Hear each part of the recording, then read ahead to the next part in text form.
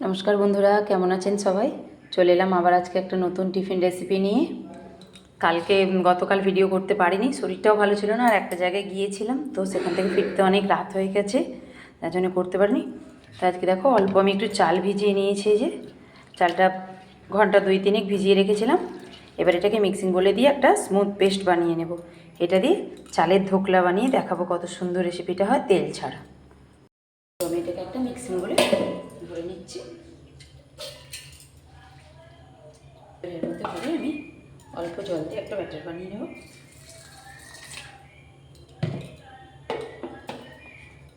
এটা পেস্ট করব। তো বন্ধুরা দেখো, এটাকে আমি কত সুন্দর একটা স্মুথ এভাবে পেস্ট করে নিচ্ছি, এরকম থিকনেসে পেস্টটা হবে।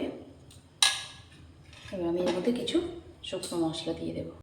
বন্ধুরা দেখো, ব্যাটারটা এরকম থিকনেস এসছে। এবার এর মধ্যে আমি অল্প একটু গোটা জিরে দিয়ে দেবো, আর দিয়ে দেবো চিলি ফ্লেক্স।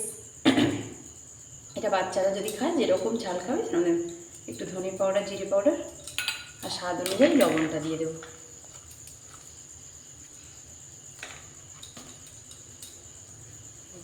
একটু বেশি হয়ে গেছে,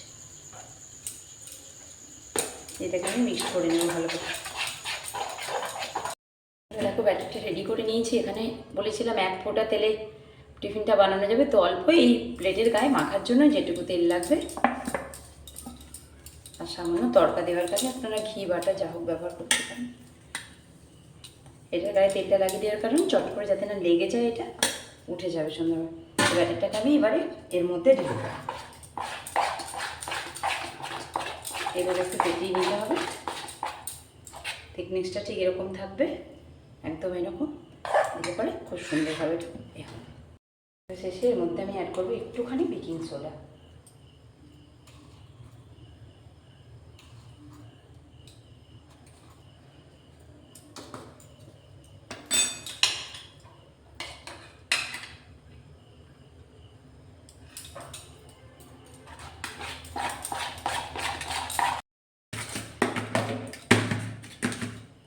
সেটিং করে দিলাম। এবার এদিকে একটা পাত্রে আমি জল ফুটতে দিয়েছি, এটাকে অল্প জল নিয়ে এর মধ্যে বসিয়ে দিলাম যাতে বাটিটা না নড়ে।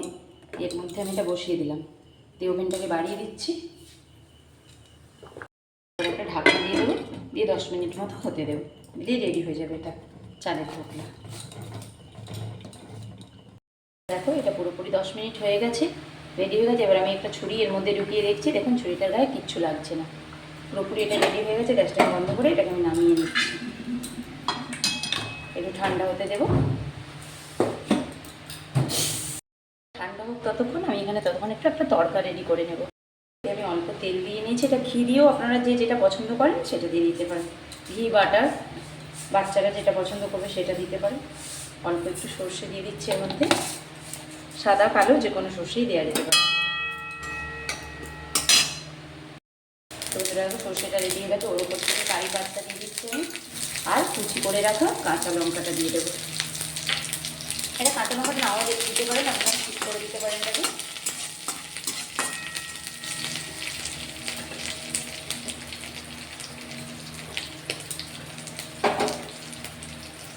গ্যাসটাকে বন্ধ করে দিচ্ছি।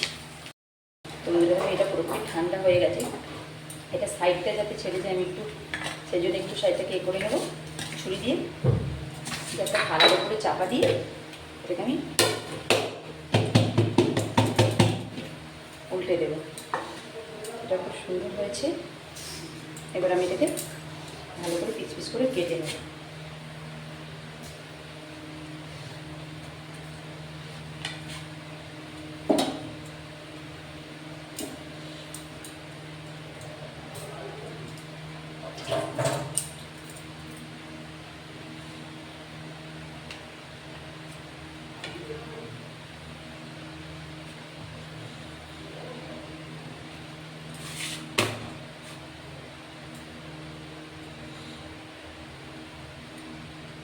এভাবে বড় বড় করেও আপনারা পিস করতে পারেন, ছোট ছোটও করতে পারেন।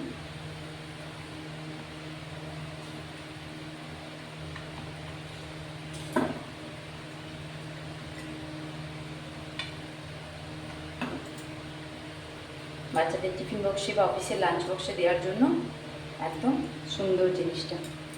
কত সুন্দর জালিদার হয়েছে দেখেছেন একদম। অল্প একটু ইনো ব্যবহার করতে পারেন বা বেকিং সোডা অল্প একটু দিলে সুন্দর হবে, একদম নরম তুলতুলে হয়েছে। এর উপর থেকে আমি তরকাটা উপর থেকে দিয়ে দেবো।